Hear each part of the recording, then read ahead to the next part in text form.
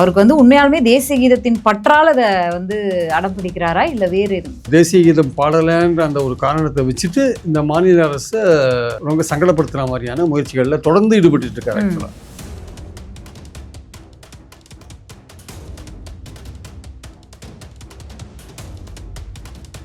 மக்களுக்கு தெரிய வேண்டிய ஒரு விஷயம், நம்ம இந்தியாவுடைய தேசிய கீதம் தானே பாடிட்டு போக வேண்டியதானே நினைப்பாங்க. தமிழ்நாட்டு சட்டமன்றத்தினுடைய மரபு என்ன? தேசிய கீதம் பாடுவதனால அது மரபுல இல்லையா? ஏன் வந்து தமிழக அரசு அதை மறுக்கிறது? இல்லைங்க, தமிழக சட்டமன்றத்துக்குன்னு ஒரு மரபு இருக்குங்க. அதில் வந்து முதல்ல தமிழ்தாய் வாழ்த்து பாடுவாங்க, அப்புறம் ஆளுநர் உரை வெடிப்பார், கடைசியில் தேசிய கீதம் பாடுறது யூஸ்வலான விஷயம். சட்டசபைக்குன்னு ஒரு மரபு இருக்குது. அந்த மரபு படி தான் சபாநாயகர் ப்ரொசீட் பண்ணுவார். 75-80 வருஷமாக இருக்கிற ஒரு மரபு வந்து மாற்ற முடியுமா நீங்கள்? ஸோ அந்த மரபு அப்படி தான் போவார். உங்களுக்கு என்ன கொம்பு முளைச்சிருக்கா திடீர்னு? முறையாக அழைப்பு கொடுத்தும் வரலன்ற குற்றச்சாட்டு வந்துருமே. அதனால வராடி பரவாயில்ல போங்க, நீங்கள் இப்படி வந்து போடுறதால வராதே போகலாம், ஒன்றும் பெரிய விஷயம் கிடையாது. உங்கள் நோக்கம் என்ன? வந்துட்டு இது மாதிரி குற்றச்சாட்டுகளை வைக்கணுன்றது நோக்கம். அதுக்காக தான் வரீங்க நீங்கள். ஸோ உங்கள் நோக்கத்தைப்படி வரீங்க. இதுக்கு பின்னாடி மத்திய அரசு இருக்குது. ஆக்சுவலாக தேர்தல் வர சமயத்தில் இந்த குற்றச்சாட்டுகளை வைக்கிறதுக்கு நீங்கள் என்ன எதிர்க்கட்சி தலைவரா? என்ன அரசு அப்படிங்கிற வார்த்தையை தான் ஆரம்பிக்கணும் ஆளுநர் அவர்கள். அப்புறம் அவர் வந்து இந்த நம்மளுடைய தமிழ்நாடுன்ற அந்த ஒரு இடத்துக்கு இன்னும் ஒரு வரவே இல்லைங்க. அவரு திராவிடியன் இது அவருக்கு கண்ணை உறுத்திட்டே இருக்கு. மொத்தத்துல வந்து இந்த கவர்மெண்ட்டை குறை சொல்லணுன்றது உங்களுக்கு நோக்கம். அது பாஜகவுடைய அஜெண்டா. நீங்க பாஜகவுடைய ஆளா நீங்க செயல்படுறீங்க. வேணா அந்த தமிழ்நாடு அரசு இதுல எம்எல்ஏ எலெக்ஷன்ல போட்டி போட்டு நீங்க தமிழ்நாடு அரசாங்கத்துல வேணா எதிர்கட்சியா வந்து உட்காந்து பேசுங்க. இதெல்லாம் பீகார்ல தான் உங்களுக்கு முடியல. குறைஞ்சபட்சம் தமிழ்நாட்டிலே ட்ரை பண்ணி பாருங்க.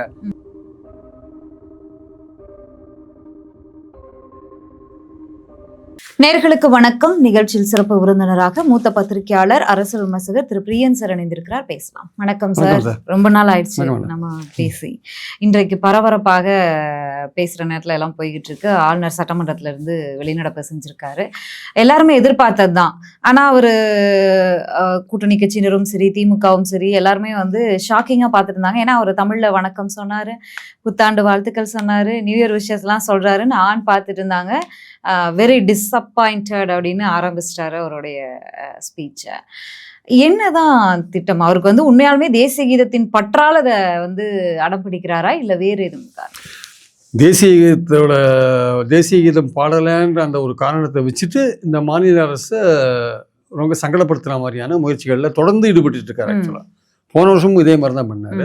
22லேருந்து இப்படி தான் பண்ணிட்டு இருக்காரு. 22லேருந்து பண்ணுறாரு. 23ல் அண்ணா பேர், அம்பேத்கர் பேர்லாம் இருக்கக்கூடாதுன்ற மாதிரிலாம் அது இருந்ததுன்னு படிக்காதே ஸ்கிப் பண்ணிட்டு போனார் ஆக்சுவலாக. ஸோ அதனால் வந்து தொடர்ந்து வந்து ஒரு 4 வருடமாக வந்து ஒரு மாநில அரசை வந்து பிரச்சனைகளுக்கு உள்ளாக்குற ஒரு அந்த மூடில் தான் வர்றாரு ஆக்சுவலாக. அதான் இன்னைக்கு டேல வந்து அவர் செய்தியில் நான் வந்து பிரதானமாக அடிபடணுன்ற எண்ணத்தில் தான் வர்றார். இந்த ஹெட்லைன்ஸ் கிராபிங்னு ஆங்கிலத்தில் சொல்லுவாங்க. அந்த மாதிரி இன்னைக்கு ஆளுநர் உரை மூலமாக அவர் வந்து அறியப்படுறதோட ஆளுநர் வந்து வெளிநடப்பு பண்ணார்ன்ற ஒரு மூலமா அறியப்படுறதான் விரும்புகிறார் போல இருக்கு ஆக்சுவலா. அதுக்கு அரசியல் கட்சி அதுக்கு அரசியல் கட்சியை ஆரம்பிச்சுட்டு போனா அவர் பேசாம. ஆனா அவர் மத்திய அரசோட பிரதிநிதியா இருக்கிறதுனாலதான் இதுக்கு பின்னாடி மத்திய அரசு இருக்குன்றத நம்ம சொல்றோம். இல்ல, இதுல மக்களுக்கு தெரிய வேண்டிய ஒரு விஷயம், தேசிய கீதம் தானே, நம்ம இந்தியாவுடைய தேசிய கீதம் தானே பாடிட்டு போக வேண்டியதானே நினைப்பாங்க. தமிழ்நாட்டு சட்டமன்றத்தினுடைய மரபு என்ன? தேசிய கீதம் பாடுவதனால அது மரபுல இல்லையா? ஏன் வந்து தமிழக அரசு அதை மறுக்கிறது? இல்லைங்க, தமிழக சட்டமன்றத்துக்குன்னு ஒரு மரபு இருக்குங்க. அதுல வந்து முதல்ல தமிழ்தாய் வாழ்த்து பாடுவாங்க, அப்புறம் ஆளுநர் உரை வெடிப்பார், கடைசியில முடிச்சோம்னா தேசிய கீதம். இதுதான் காலம் காலமாக எந்த ஒரு நிகழ்ச்சியிலயும் வந்து இப்போ கடைசியில தேசிய கீதம் பாடுறது யூஸ்வலான விஷயம். சட்டமன்றம் ஒரு இன்ஸ்டிடியூஷன், ஸ்கூல்ல இருந்து பார்த்துட்டு இருக்கோம். அந்த இன்ஸ்டிடியூஷன் வந்து அதோடைய மரபுகள் படி செயல்படும். கவர்னர் ஒரு இன்ஸ்டிடியூஷனா அங்கே ஒரு மரபு இருக்கும், ஜனாதிபதி ஒரு இன்ஸ்டிடியூஷனா அது ஒரு மரபு இருக்கும், சுப்ரீம் கோர்ட்ல ஒரு மரபு இருக்கும், எலெக்ஷன் கமிஷன் அவன் ஒரு கன்வென்ஷன்ல தானே ஆரம்பத்துல இருந்து திமுக அரசிற்கும் ஆளுநருக்கும் ஒத்து வரலங்கிறதையும் பாக்குறோம். வேறொரு இடத்துல இருந்து வராரு ஒரு ஆளுநர், அந்த மாநிலத்திற்கு ஆளுநராக பொறுப்பேற்கும் போது அந்த மாநிலத்தினுடைய மரபுகளை அவர் பின்பற்றணுமா இல்ல ஆளுநர் போடக்கூடிய உத்தரவுகளை மாநில அரசு பின்பற்றணும்? இல்ல, மாநில அரசு ஆளுநர் பின்பற்றதே கிடையாது. அங்க சட்டசபைக்குள்ள ஒரு மரபு இருக்கு, அது சபாநாயகர். நான் தான் 3 முறை உங்ககிட்ட கோரிக்கை வச்சேனே, ஏன் பாடம் கோரிக்கையெல்லாம் ஏத்துக்கிறதுக்கான அவசியம் கிடையாது எங்களுக்கு. சட்டசபைக்குன்னு ஒரு மரபு இருக்கு, அந்த மரபு படி தான் சபாநாயகர் ப்ரொசீட் பண்ணுவாரு. 75-80 வருஷமா இருக்கிற ஒரு மரபை வந்து மாற்ற முடியுமா நீங்க? ஸோ அந்த மரபு அப்படி தான் போவார். அந்த மரபு உங்களுக்கு இதுவரையும் இருந்த கவர்னர்லாம் அந்த மரபை ஃபாலோ பண்ணி தானே வந்தாங்க. நீங்க உங்களுக்கு என்ன கொம்பு முளைச்சிருக்கா திடீர்னு? கவர்னருக்கு 2 கொம்பு முளைச்சிருக்கா, பாஜக கொம்பு முளைச்சிருக்கான்னு தெரியல. இல்ல நான் சொல்றது என்னன்னா, மொழி பற்றும் சரி, தேசிய பற்றும் சரி, தமிழ்நாட்டுக்கு சொல்லியா கொடுக்கணும்? இல்ல அவர் எதுக்கு சொல்லி தரணும்? அதுதான் பீகார்ல கேக்குறேன். இருந்து நீங்க தமிழ்ல சொல்லி முதல்ல நீங்க பீகாருக்கு போய் சொல்லித்தாங்க. நீங்க சொல்ற பெண்களுக்கான பாதுகாப்புலாம் அங்க போய் பாருங்க, இங்க பார்க்காதீங்க. அங்க இன்னும் மோசமா இருக்கு நிலைமை. இங்க இருக்கிற கல்வி அங்க முன்னேற்றம் இருக்காங்க. நீங்க ஏதோ குற்றஞ்சாட்டணும்னு தற்கொலைகள் முதற்கொண்டு ஒரு பெரிய பட்டியலை போடுறீங்க. ஆமா. காரணம் அது சொல்றீங்க. பிறகு ஒரு ஆளுநருடைய மைக் ஆஃப் செய்யப்பட்டது அப்படிங்கிற ஒரு குற்றச்சாட்டை ஆளுநர் மாளிகை வெளியிட்டிருக்கிறது. அந்த பார்வையாளர் மாடத்துல உட்கார்ந்து அத்தனை செய்தி ஊடகங்களை சார்ந்த ரிப்போர்ட்டர்ஸும் லைவ் கொடுத்துக்கிட்டு இருக்காங்க. வெளியில வந்து லைவ் கொடுக்குறாங்க. மைக் ஆஃப் பண்ணப்பட்டதுன்னு எந்த செய்தி ஊடகத்திலயும் வரல. ஏங்க, உங்களுக்கு கொடுக்கப்பட்ட பணி என்னங்க? எடப்பாடி பழனிசாமி அவர்கள் கூட சொல்லல சார் அந்த குற்றச்சாட்டு. உங்களுக்கு கொடுக்கப்பட்ட பணி என்ன? நீ தமிழ் தாய் வாழ்த்து பாடணும், அப்புறம் நீங்க கவர்னர் உரையை உரையை வாசிக்கணும். படிக்கணும். உடனே சபாநாயகர் தமிழ்ல அந்த உரையை படிப்பார். அதுக்கப்புறம் தேசிய கீதம் பாடப்படும், நீங்க கிளம்பி போகணும். நீங்க உரையை ஆரம்பிக்கிறதுக்கு முன்னாடியே குற்றச்சாட்டு டிசப்பாயிண்டட்லாம் ஆரம்பிச்சீங்கன்னா அவங்க மைக் ஆஃப் பண்ணாங்களா இல்லையான்னு தெரியாது. நீங்க மரபுலேருந்து மீறுறீங்கல்ல, அடுத்தது நீங்க படிக்க ஆரம்பிக்கணும். இல்லை நீங்க வந்திருக்கே கூடாது. ஏன் வந்தீங்க? உங்களை யார் வர சொன்னது? நீங்கள் வராதே பகிஷ்கரிக்க வேண்டியது தானே. எதுக்கு வந்தீங்க? வந்துட்டு ஏதோ ஒரு நோக்கத்தோடு வரீங்க. இங்கே ஒரு பரபரப்பு உண்டாக்கிட்டு மாநில அரசு மேலே ஒரு குற்றச்சாட்டு பட்டியலை படிக்கணும்னு நீங்கள் வரீங்க. நீங்கள் வந்துட்டு போகிறீங்க. ஒரு மாநில அரசு தன்னுடைய கவர்னர் உரையை மாநில அமைச்சரவை அப்ரூவ் பண்ணி அதை கவர்னருக்கு அனுப்பிச்சு கவர்னர் அதை பார்த்து அதுக்கப்புறம் தான் வராரு. ப்ரீவியஸாவே பார்த்திருப்பார்ல, டிராஃப்டை பார்த்துருப்பாரு. ஏன் அப்போ வரீங்க? வராதிங்க, நில்லுங்க, வராதிங்க, ஊருக்கு கிளம்பி போயிடுங்க. டெல்லியில போய் உட்காந்துக்கோங்க. யாரும் உங்களை வேணானது? வராதிங்க. முறையாக அழைப்பு கொடுத்தும் வரலன்ற குற்றச்சாட்டு வந்துருமே. வராடி பரவாயில்ல, போங்க. நீங்க இப்படி போறதால வராதே போகலாம், ஒன்றும் பெரிய விஷயம் கிடையாது. நீங்க உங்க நோக்கம் என்ன? வந்துட்டு இது மாதிரி குற்றச்சாட்டுகளை வைக்கணுன்றது நோக்கம். அதுக்காக வரீங்க நீங்க. ஸோ உங்க நோக்கத்தப்படி வரீங்க. இதுக்கு பின்னாடி மத்திய அரசு இருக்கு. ஆக்சுவலா தேர்தல் வர சமயத்துல இந்த குற்றச்சாட்டுகளை வைக்கிறதுக்கு நீங்க எதிர்கட்சி தலைவரா? ஒரு மாநில அரசோட கவர்னர் உரையில நிச்சயமா இந்த மாதிரி விஷயங்கள்லாம் இடம்பெறதுக்கான வாய்ப்பு இல்லை. இப்போ ஸ்டெர்லைட் துப்பாக்கி சூடு நடந்துங்க, அது மாநில பட்டியல கவர்னர் உரை இடம் பெற்றுதா அடுத்த வருஷம்? இல்ல இப்ப இந்தூர்ல அசுத்தமான குடிநீர் சாப்பிட்டு 15 பேர் இறந்து போயிட்டான். அந்த மாநில அரசு கவர்னர் உரையில கொண்டுருவாங்களா? கொண்டு வர மாட்டாங்க. எப்படி கொண்டு வருவாங்க? பிரயாக்ராஜில கும்பமேளா போது இறந்து போனாங்க. அதை மாநில அரசு கவர்னர் உரையில கொண்டு வருவாங்களா? அந்த உத்தரப்பிரதேசில் தினசரி ஒரு கருப்பணி நடந்துட்டு இருக்கு. அதனால மாநில அரசு பட்டியல் எடுத்து போடுமா அது கவர்னர் உரையில? இல்ல, மக்களுக்கு புரிதலுக்காக கேட்குறேன். ஆளுநர் கொடுக்கக்கூடிய உரையை அப்படியே வாசிச்சுட்டு போகணும் அப்படிங்கிறது மரபுல இருக்கு அப்படின்னு சொல்றாங்க. அந்த உரை அப்படிங்கிறது ஆளும் அரசு எந்த அரசா இருக்கோ அந்த அரசு தயாரிச்சு கொடுக்குது.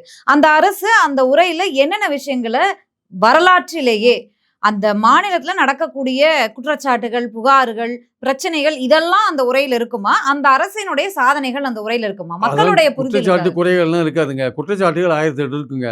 அவங்க மாநில அரசு செஞ்ச விஷயங்களை தான் இதுல போடுவாங்க. சாதனைகள் தான் கடந்த நிதியாண்டுல அவங்க என்ன பண்ணாங்க, அவங்க ஆட்சிக்கு வந்த பிறகு என்ன நடந்திருக்கு, பல்வேறு திட்டங்கள் எந்த லெவல்ல போயிட்டு இருக்கு, என்னென்ன அனௌன்ஸ் பண்ணினோம், எவ்வளவு பட்ஜெட்ல எவ்வளவு நல்வாழ்வு திட்டங்களுக்கு செலவு பண்ணியிருக்கோம், அதுதான் இருக்கும். கவர்னர் உரையில கவர்மெண்ட் என்ன நல்லது பண்ணாங்களோ அதுதான் இருக்கும்.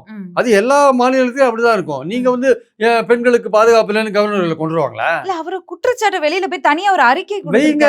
யார் வேணானது? அது எதிர்கட்சி தலைவர் வேலை, உங்க வேலை கிடையாது. நீங்க அதுக்கான ஆள் கிடையாது. நீங்க அதுக்காக நியமிக்கப்படல. நீங்க மாநில அரசோட ஒரு பார்ட்டா இருக்கீங்க. நீங்க அதை சொல்ல முடியாது. நீங்க மாநில அரசோட ஒரு பார்ட்டா இருக்கீங்க. நீங்க எப்படி அதை சொல்ல முடியும்? நீங்க அதை சொல்றதுனா தனியா ஒரு கட்சி ஆரம்பிங்க. நீங்க தமிழ்நாடு அரசு அப்படிங்கிற வார்த்தையை தான் ஆரம்பிக்கணும் ஆளுநர் அவர்கள். அப்புறம் அவர் இந்த நம்மளுடைய தமிழ்நாடுன்ற அந்த ஒரு இடத்துக்கே இன்னும் ஒரு வரவே இல்லைங்க. அவரு திராவிடியன் இது அவருக்கு கண்ணை உறுத்திட்டே இருக்கு. இந்த திராவிடியன் பாலிசி, திராவிடியன் ஸ்டாக், இந்த விஷயங்கள் அவர் கண்ணை உறுத்திட்டே இருக்கு. திராவிடியன் மாடல்லாம் கண்ணை உறுத்திட்டே இருக்கு. அதனால அவர் இந்த சைடே வரமாட்டேன்றார். பாஜகவுடைய அஜெண்டா என்ன? இந்த கவர்மெண்ட்டுக்கு தொந்தரவு கொடுக்கணும், மசோதா நிறைவேற்றுறது எல்லாமே தொந்தரவு கொடுக்கணும், அந்த விஷயங்களை பண்ணிட்டு இருக்கார். அன்பார்ச்சுனேட்லி நீதிமன்றமும் கிளியரான ஒரு டைரக்ஷன் கொடுக்காத ஒரு ஏரியா கிரே ஏரியாவே வச்சிருக்காங்க. அது விளையாடுறதுக்கு ரொம்ப வசதியா இருக்கு. ஆளுநர் விளையாடுறதுக்கு ரொம்ப வசதியா இருக்கு. ஒரு கிளியர் கட்டா ஐயா நீ இதுக்குள்ள இது பண்ணியானோ, இதுக்குள்ள நீ இதை பண்ணியானோன்னு சொல்லக்கூடிய நிலையில நீதிமன்றம் இல்லை. ஜனாதிபதிக்கே நேரம் பிக்ஸ் பண்ணாங்க, அதையே தூக்கி போட்டாங்க கடைசியில. அதனால அந்த கிரே ஏரியா இருக்கிறதுனால ஃப்ளூயிடா இருக்கு. அந்த விஷயம் ஃப்ளூயிடா இருக்கிறதுனால இவங்க விளையாடுறதுக்கு ஈஸியா இருக்கு. கவர்னர் விளையாடுறதுக்கு ஈஸியா இருக்கு. அந்த அரசியல் விளையாட்டை அவங்க விளையாடுறாங்க. அந்த மத்திய பாஜகவுக்கு நேர் எதிராக ஐடியாலஜிக்கலா திமுக கவர்மெண்ட் இருக்கு, திமுக கட்சி இருக்கு. இதை எலெக்ஷன் வரும்போது இதனும் டேமேஜ் பண்ணணும். அதுக்கு கவர்னர் எப்படி பயன்படுத்தணும்? அதான் கவர்னரை பயன்படுத்துறாங்க. இதன் மூலமாக கவர்னரை பயன்படுத்துறாங்க. உன்னோட வேலை என்ன? கூட்டாட்சியில அமைச்சரவை அப்ரூவ் பண்ண ஒரே படிச்சு கொடுக்கணும். இல்ல உங்களுக்கு இஷ்டம் இல்லைன்னா நீங்க கூப்பிட்டு டிஸ்கஸ் பண்ணணும். இல்லைங்க நாங்க வரமாட்டேங்கன்னு சொல்லிட்டு கூட போகலாம். அதை பத்தி உங்களுக்கு வேற விஷயம். அவங்க எப்படி வேற அடுத்து ஆல்டர்னேட் பண்ணணுமோ அதை பண்ணிக்க போறாங்க. அவ்வளவுதான். அதுக்காக அசம்பிளியே நடக்காதே இருக்குமா? அதுக்குன்ட்டு பாயிண்ட் அது இல்லை. வராது. ஒரு கவர்னருக்கே உடம்பு சரியில்லைங்க ஏதோ, ம். அப்போ தற்காலிகமாக அடுத்த கவர்னர் யாரோ அவரை ஆ. நியமிச்சு ஏதோ பண்ணிப்பாங்க வச்சுக்கோங்க. ம். பாயிண்ட் என்னன்னா, நீங்க தொந்தரவு கொடுக்கறதுன்னு ஒரு முடிவுக்கு வந்துட்டீங்க, அதனால நீங்க தொந்தரவு பண்றீங்க. இல்ல அவருக்கு இந்த உரிமைகள்லாம் இருக்கா சார்? இப்போ உரிமையே கிடையாது அவர் சார். வந்து கொடுத்த கிடையாது உரைய மேடம். வாசிக்கல. வீறு நடை போட்டு வெளியில வேகமா போயிறாரு. போயிட்டு அங்கிருந்து ஆளுநர் மாளிகையில இருந்து ஒரு அறிக்கையா வந்து தமிழ்நாட்டுல இதெல்லாம் நடந்துட்டு இதெல்லாம் அந்த உரையில இல்ல அப்படின்னு ஒரு குற்றச்சாட்டை வெளியிடுறாரு. அந்த உரையில இதுக்கெல்லாம் அவருக்கு இருக்காது. நீ சொல்ற பெண்களுக்கு பாதுகாப்பு இல்லைன்றது உரையில இருக்காது. நீங்க சொல்ற மாதிரி 20,000 பேர் தற்கொலை பண்ணது உரையில இருக்காது. அதுக்கான உரை அது இல்ல. தமிழ்நாடு உயர்கல்வியில பின்தங்கி இருக்குன்னு ஒரு அதுக்கு வரி காரணம் நீங்க தான் சான்சலரா இருக்கீங்க பல யூனிவர்சிட்டியில. அது நீங்க தான் காரணம் அதுக்கு. நீங்க தான் ஆளுநர் அப்பாயின்ட் பண்றது, வைஸ் சான்சலர் அப்பாயின்ட் பண்றதால நீங்க தான் கெடுபிடி பண்றீங்க. நீங்க தான் காரணம். ஆளுநர் தான் காரணம். தமிழ்நாட்டில் யூனிவர்சிட்டி பாழா போறதுக்கு காரணம் ஆளுநர் தான். ம். மாநில அரசோட ஒத்துழைச்சி அவர் வந்து விசி போறதுக்கான ஏற்பாடுகள்லாம் பண்ணணும், பண்ண மாட்டேன்றாரு. ம். ஸோ அவர் தான் காரணம் அதுக்கு ஆக்சுவலா. இல்ல, தமிழ்நாடும் சரி கேரளாவும் சரி உயர்கல்வியில முன்னோக்கி போயிட்டு இருக்காங்க. அதை ஏற்றுக்கொள்ள அவர் மனசு ஏற்றுக்கொள்ளாது. அது இந்துத்துவ மனசு எப்படிங்க ஏற்றுக்கொள்ளும்? ஏற்றுக்கொள்ளாது. இதுக்கு திராவிடியன் பாலிசி இது. இதை வந்து அவங்க இந்துத்துவ மனசு ஏற்றுக்கொள்ளாது. மத்திய அரசே புள்ளி விவரத்தை வெளியிடுது. அந்த மத்திய அரசனுடைய புள்ளி விவரத்தை இவர் ஏற்றுக்க மாட்டேங்கிறாரு. இந்தியாலேயே வந்து மாநில அரசு 11.19% வளர்ச்சி விகிதத்தில் அதிகமா இருக்குங்க. வேற எந்த மாநிலமும் டபுள் டிஜிட்ல இல்லைங்க. 16 வருஷத்துக்கு அப்புறம் தமிழ்நாடு இருக்குங்க. நீங்க கடன் வாங்கினே எல்லாம் சொல்லலாம். 16% அதிக கடன் வாங்கி இந்தியாவோட ஜிடிபியில 16% அதிகமா தமிழ்நாடு தாங்க இருக்கு. அப்புறம் என்ன இருக்கு? இந்தியாவிலேயே பெண்கள் அதிகமா ஒர்க் பண்ற மாநிலம் தமிழ்நாடு. இந்தியாவிலேயே மின்னணு பொருட்கள் அதிகமா ஏற்றுமதி பண்ற மாநிலம் தமிழ்நாடு. இந்தியாவிலேயே அதிகமான சிறு தொழில் தொழிற்சாலை இருக்கிற மாநிலம் தமிழ்நாடு. சிறு குறு தொழில்கள் வந்து நலிவடைஞ்சிட்டு இருக்கு தமிழ்நாட்டுல. அதான் சொல்லலாம். பட் அதிகமா இருக்கிற மாநிலம் இதுதான். 12 லட்சம் கோடி நேரடி அந்நிய முதலீடு வந்திருக்கு. நீங்க அதே கேள்வி கேட்கறீங்க. நீங்க மாநில அரசு கூப்பிட்டு கேளுங்க. உங்களுக்கு அதிகாரம் இருக்குல்ல, கூப்பிட்டு விசாரிங்க. அதை விசாரிக்கிறதுக்கு எதுக்கு குற்றச்சாட்டு பட்டியல போடுறீங்க? ஸோ மொத்தத்தில் வந்து இந்த கவர்மெண்ட்டை குறை சொல்லணுன்றது உங்களுக்கு நோக்கம். அது பாஜகவுடைய அஜெண்டா. நீங்கள் பாஜகவுடைய ஆளாக நீங்கள் செயல்படுறீங்க. வேணா இந்த தமிழ்நாடு அரசு இதில் எம்எல்ஏ எலெக்ஷனில் போட்டி போட்டு நீங்கள் தமிழ்நாடு அரசாங்கத்தில் வேணா எதிர்கட்சியாக வந்து உட்காந்து பேசுங்க. இதெல்லாம் பீகாரில் தான் உங்களுக்கு முடியல. குறைஞ்சபட்சம் தமிழ்நாட்டிலே ட்ரை பண்ணி பாருங்க. ஒரு கூட்டாட்சியில் ஒரு கவர்னர் வந்து அவருக்கு வந்து கான்ஸ்டியூஷன் அம்பேத்கரை அரசியல் நிர்ணய சபையில் பேசியிருக்கார். Governor as such has no constitutional duties actually. அவரோட முக்கியமான விஷயம் he has some responsibilities and duties. அவர் கான்ஸ்டியூஷன் அவருக்கு அடிப்படையில் எந்த ஒரு பவர்ஸையும் கொடுக்கல. அவர் எந்த அடிப்படையில் செயல்படணும்னா அரசாங்கத்தோட அமைச்சரவையோட அந்த தீர்மானங்கள் படி செயல்படணும், இல்லை சட்டசபையோட தீர்மானங்கள் படி செயல்படணும். இதை தாண்டி அவருக்கு கடமைகள் என்னன்னா, ஒரு புது எலெக்ஷன் நடந்து புது கவர்மெண்ட் தான் பதவியேற்பு இந்த விஷயங்கள் நடத்துறோம். யார் மெஜாரிட்டி இருக்கான்னு பார்த்து அவங்களுக்கு முதலமைச்சருக்கு பொறுப்பு கூப்பிடணும். இந்த மாதிரி விஷயங்கள் தான். இந்த சான்சலர் இருந்து கூட வந்து பிரிட்டிஷ்காரன் ஏற்படுத்தி விட்ட ஒரு விஷயம் அது கன்வென்ஷனா போயிருக்கு. அது இருக்க வேண்டிய ஒரு அவசியமே கிடையாது. அதை விடாம பிடிச்சி அது ஒரு பிரிஸ்டீஜ் இஷ்யூவா பார்த்துட்டு அதுல விளையாடிட்டு இருக்காரு ஒரு ஆக்சுவலா. அதுல ஓடிட்டு இருக்கு காலம். நம்ம பாயிண்ட் என்னன்னா வந்து இந்த கவர்னர் கிட்டத்தட்ட மத்திய அரசோட ரெப்ரஸன்டேட்டிவா பிஜேபி ரெப்ரஸன்டேட்டிவா தான் இங்க இருக்கார்.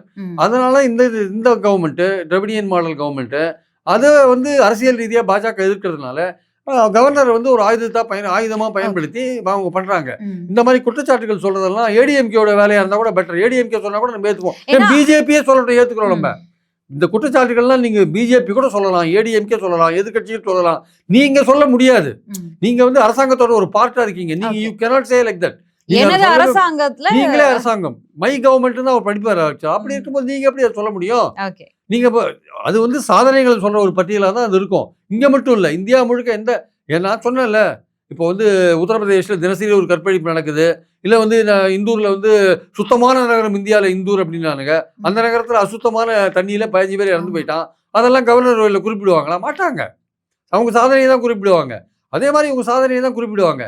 குற்றச்சாட்டு சொல்றதுக்கு எதிர்கட்சி இருக்கு. நீங்க யாரு? நீங்க அது கிடையாது. ஆளுநர் இப்படி ஒரு குற்றச்சாட்டை பதிவு பண்ணிடுறாரு. சட்டமன்றத்திலிருந்து வெளியில வந்த எதிர்கட்சி தலைவர் எடப்பாடி பழனிசாமி அவர்கள் ஆளுநர் அவர்களுடைய அந்த பட்டியலை வாசிக்கிறார். அதுதான் இந்த பட்டியல் ஏற்கனவே தயார் பண்ணி வச்சிட்டாரு அவரு. புரிஞ்சுக்க முடியுது. அவர் வந்து டிராப்டா பார்த்துருப்பாரு. டிராப்டா பார்த்துட்டு தயார் பண்ணிருப்பாருன்னு பாஜக தரப்புல எல்லாம் சொல்றாங்க. நான் சொல்றேன் அப்படின்னு இஷ்டம் நீ போயிருக்க கூடாது. ஏன் போனீங்க? நீங்க போகாத நிறுத்துறீங்க, பாத்துக்கலாம். அதுக்கப்புறம் ஏற்பட அரசியல் சிக்கல் அவங்க சமாளிச்சுப்பாங்க. சரி, அதுக்குதான் எதிர்கட்சிகள் இருக்காத அந்த ரோல ஆளுநர் செயல்படுத்துறாரு அப்படிங்கறதுதான் தமிழக அரசியல் வரலாற்றிலேயே இந்த ஆளுநர் RN ரவி அவர்கள் மட்டும்தான் அப்படி செயல்பட்டு இருக்காரு. இதுக்கு முன்னாடி யாரும் இது மாதிரிலாம் செயல்பட்டது கிடையாதுங்க. இதெல்லாம் ஜெயலலிதா அம்மா அவர்களுக்கும் 1990 ரெட்டிக்கும் தகராறு இருந்தது, பிரச்சனை தான். அவங்க இது மாதிரிலாம் வந்து இந்த அளவுக்கு படிக்காதெல்லாம் வெளிநடப்புலாம் பண்ணது கிடையாது. சான்சலர் பதவியிலேருந்து சென்னாரெட்டியை தூக்கணும்ட்டு ஜெயலலிதா ட்ரை பண்ணி தீர்மானம் இடமே கொடுக்காம ஆமா. இது பண்ணதெல்லாம் பண்ணிருக்காங்க. கல்லெல்லாம் அதிமுக கலாட்டா பண்ணது போன்ற விஷயங்கள் அவர் எதிர்த்து பண்ணதெல்லாம் உண்டு. ம், பட் ஆனால் இந்த மாதிரிலாம் வெளிநடப்பு பண்ண விஷயம் 93 to 96 அவர் இருந்தார். ம், அதனால அந்த அம்மா ஜெயலலிதா வந்து பதவி அப்போ 96ல இழந்துட்டாங்க. ரொம்ப ம், மோசமாக தோத்துட்டு இழந்துட்டாங்க ம். வச்சுக்கோங்க. ஆனால் இந்த மாதிரிலாம் விஷயங்கள்லாம் நடக்கல. கவர்னர் ஒரு இருந்து அவர் படிச்சுட்டு ஒரு மாநில அரசு தயார் பண்ணுற உரையை படிச்சுட்டு அவர் போகிறார். ஆனால் அவங்களுக்குள்ள பெரிய பிரச்சனைகள்லாம் இருந்தது உண்மை. ம், ம், ம். ஜெயலலிதா இப்போ கடுமையான குற்றச்சாட்டெல்லாம் கவர்னர் சென்னாரெட்டி மேல ஆட்சியை வச்சாங்க. கவிழ்க்க இருக்கிறாங்க. ஆட்சியே கவிழ்க்க முயல்றாரு இல்ல இல்ல இவரு. அங்க நரசிம்மர் அவர் இருந்தாருங்க அங்க. ம், சென்னாரெட்டியை பொறுத்த மட்டும் உங்களுக்கு என்னன்னா வந்து அந்த சென்னாரெட்டி ஜெயலலிதா மோதல் என்பது வந்து கிட்டத்தட்ட வந்து ஒரு ஊழல் புகார் சம்பந்தப்பட்ட ஒரு விஷயம் ம். ஆக்சுவலா. அதுக்கு வந்து கவர்னர் வந்து ப்ராசிக்யூஷன் சாங்ஷன் பண்ணணும் வழக்கு ம். போடுறதுக்கான. சுப்பிரமணிய சாமியோட ஊழல் புகார் மனு மேல கவர்னர் சாங்ஷன் கொடுக்கறத பத்தின ஒரு விஷயம். விசாரிக்கிறதுக்கு இவர் அனுமதி ஆமா, கொடுக்கணும். அனுமதி கொடுக்கணும். கேஸ் போடுறதுக்கான அனுமதி கொடுக்கணும். அது கொடுக்கறது சம்பந்தமா எனக்கு அதிகாரம் இருக்குன்னு கவர்னர் சொல்றாரு. உங்களுக்கு அதிகாரம் இல்லைன்னு ஜெயலலிதா கோர்ட்டுக்கு போனாங்க. அதுக்கப்புறம் அந்த இதை தொடர்ந்து தான் உங்களுக்குள்ள ஒரு மோதல். பிரச்சனைகள் வருது. அசெம்பிளி எப்போ ஆரம்பிக்கிறது எப்போ முடிக்கிறது போன்ற விஷயங்களில் கவர்னர் தான் நோட்டிஃபிகேஷன்லாம் போடணும். அதனால அவர் கொஞ்சம் தகராறு பண்ணுறாரு. அந்த மாதிரி விஷயங்கள்லாம் போயிட்டு இருக்கு. ம், ஸோ இதனால் இருக்கும்போது அவங்கள பொறுத்த மட்டும் என்னன்னு பார்த்தீங்கன்னா வந்து அப்புறம் அதுக்கப்புறம் 2 பேருக்கு நடுவில் குற்றச்சாட்டுகள் ஒருத்தர் மாதிரி ஒருத்தரெல்லாம் வீசிக்கிறாங்க. அதெல்லாம் நடக்குது. ஆனால் அந்த மோதலுக்கும் ம். இந்த மோதலுக்கும் வித்தியாசம் இருக்குது. இது வந்து ஆமா, சித்தாந்த இது ரீதியான ஒரு அரசியல். மோதல். ஏன்னா ரவியை வந்து ரெப்ரசன்ட் பண்ணுறது ஆர்எஸ்எஸ் பிஜேபியை ரெப்ரசன்ட் பண்ணுறாரு. ம், இங்கே திராவிடியன் மாடல் கவர்மெண்ட் இருக்கு. மத்திய அரசு பாஜக இவங்களுக்குள்ள இருக்கிற பிரச்சனைகள் அந்த மோதல்ன்றது அந்த மோதலுக்கும் இந்த மோதலுக்கும் வித்தியாசம் இருக்கு. ஸோ இவரோட மோதல்ல வந்து ஒரு நோக்கம் இருக்கு. அது வந்து ஒரு ஈகோ கிளாஷ் மாதிரி போயிடுச்சு. இது வந்து ஒரு சித்தாந்த ரீதியான மோதல் இங்கே நடந்துட்டு இருக்கிறது தான் என்னுடைய கருத்து. ஆக்சுவலி பொறுத்து இருந்து பார்க்கலாம் சார். இந்த விஷயம் வந்து ஜெயலலிதா அம்மா அவர்களே ஆளுநர் எதிர்க்க ஆளுநர் தேவையில்லைன்ற கருத்தெல்லாம் வச்சிருக்காங்க. அப்படி இருந்துமே அதிமுக வந்து சபையில மௌனம் காத்துட்டு வெளியில வந்து ஆளுநர் அவர்களுடைய அந்த குற்றப்பத்திரிகையை வாசிச்சுட்டு போயிருக்காங்க. ஸோ அதனால பொறுத்து இருந்து என்ன எதிர்வினைகள் வருது அப்படிங்கிறத பார்ப்போம். நன்றி.